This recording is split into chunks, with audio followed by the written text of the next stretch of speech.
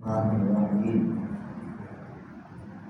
والصلاة والسلام على سيد الأنبياء والمرسلين وعلى آله وأصحابه وأزواجه وذرياته وأهل بيته أجمعين برحمتك يا أرحم الراحمين.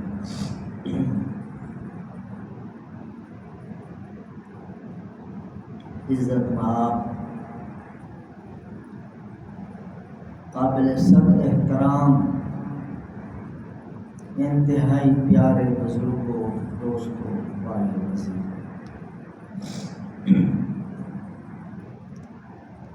12واں پارہ سورہ یوسف لمبی صورت ہے، 12ویں میں شروع ہوتی ہے، 13ویں میں سورت یوسف ختم ہو رہی ہے۔ اس صورت کا ایک میسج، ایک خلاصہ، ایک نچوڑ، ایک سبق آپ کی خدمت میں عرض کرنا چاہتا ہوں۔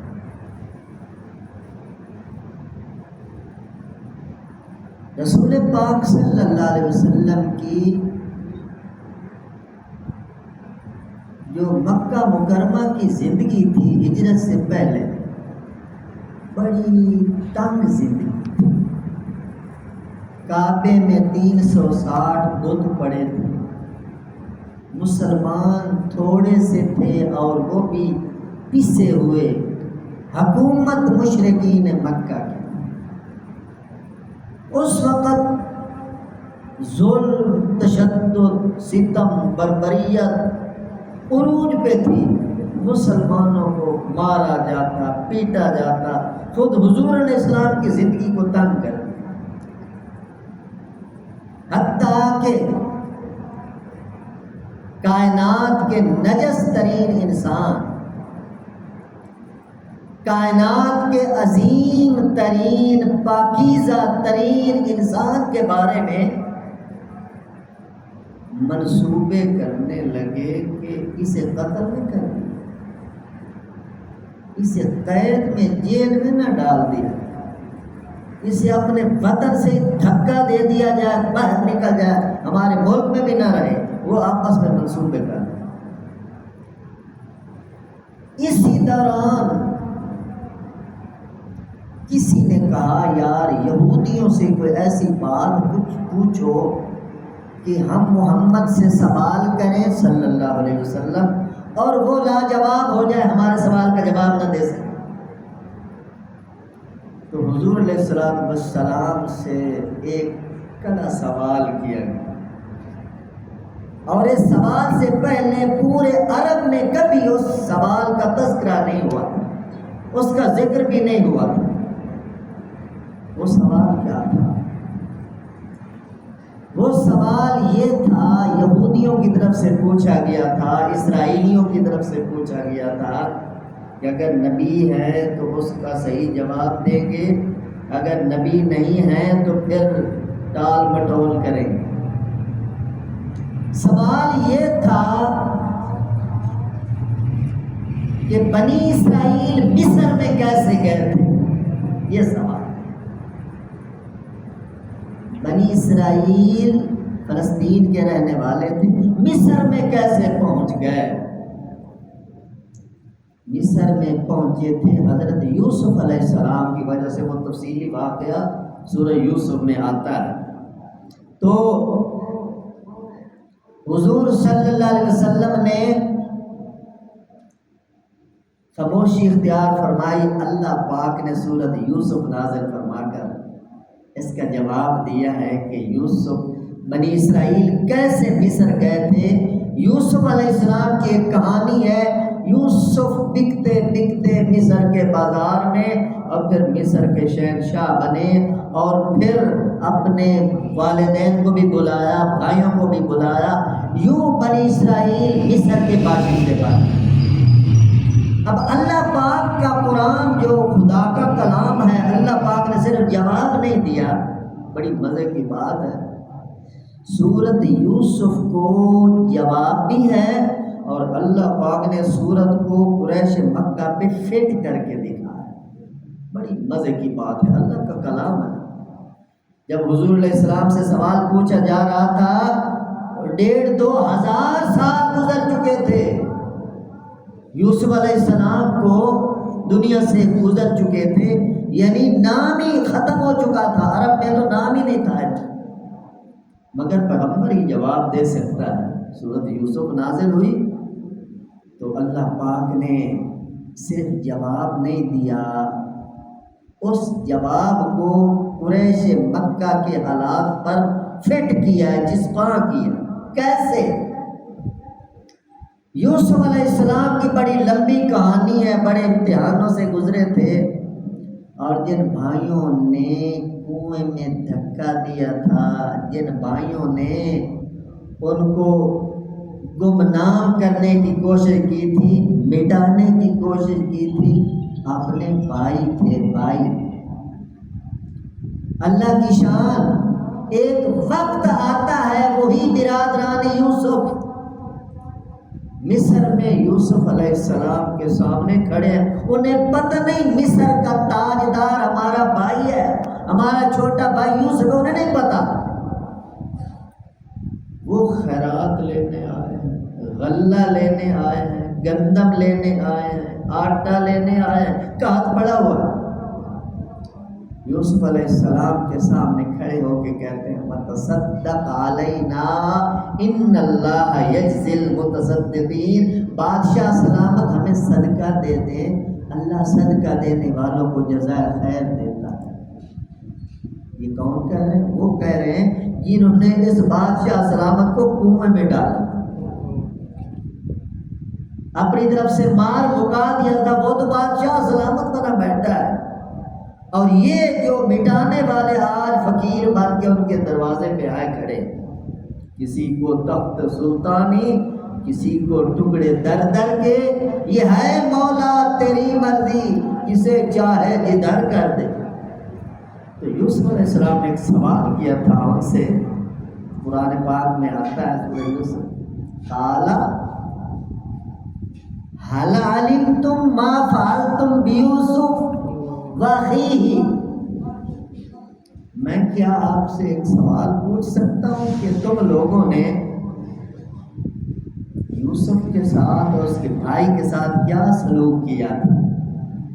تو ان کے تو پاؤں سے زمین نکل رہی، یہ کیا سوال کر رہے ہیں ہم سے؟ انہیں پہلے نہیں پہچانا تھا یہ یوسف ہے. تو پھر چھٹی حسبدار ہوئی اور غور سے یوسف کے چہرے پر نظریں گاڑ کے کہنے لگے اَأَنْتَ یوسف، اَأَنْتَ یوسف. جسم کی کیسی کیفیت ہوگی میرے محترم دوستو، سوچو. جیسے یوسف کو کنویں میں دھکا دیا تھا، کہانی بنائی تھی، باپ کو کہا تھا کہ بیڑیا کھا گیا ہے، وہ آج تخت مصر کا وارث ہے اور پوچھ رہا ہے کہ تمہیں پتہ ہے کہ تم نے یوسف کے ساتھ کیا کیا؟ انت یوسف، آپ یوسف ہیں. یوسف علیہ السلام انا یوسف وہذا اخی، بنیامین ساتھ بیٹھتے تھے، وہذا اخی قد من اللہ علینا، میں یوسف ہوں، یہ میرا بھائی بنیامین ہے اور اللہ نے ہم پر احسان کیا ہے. انہ من یتقی ویصبر فإن اللہ لا یضیع اجر المحسنین. جو بندہ بھی پرہیزگار اور صبر شکر والی زندگی گزارتا ہے، اللہ اس بندے کو کبھی ضائع نہیں کرتا. وہ تو پھر سوری کرنے لگے، انا کنا خاطئین، ہمیں معاف کر دو، پچھلا ظلم یاد آ گیا نا، اس بھائی کو ہم نے کنویں میں ڈالا تھا، ہماری غلطی ہمیں معاف کر دو. تو یوسف علیہ السلام نے فرمایا لا تثریب علیکم اليوم یغفر اللہ لکم وہو ارحم الراحمین.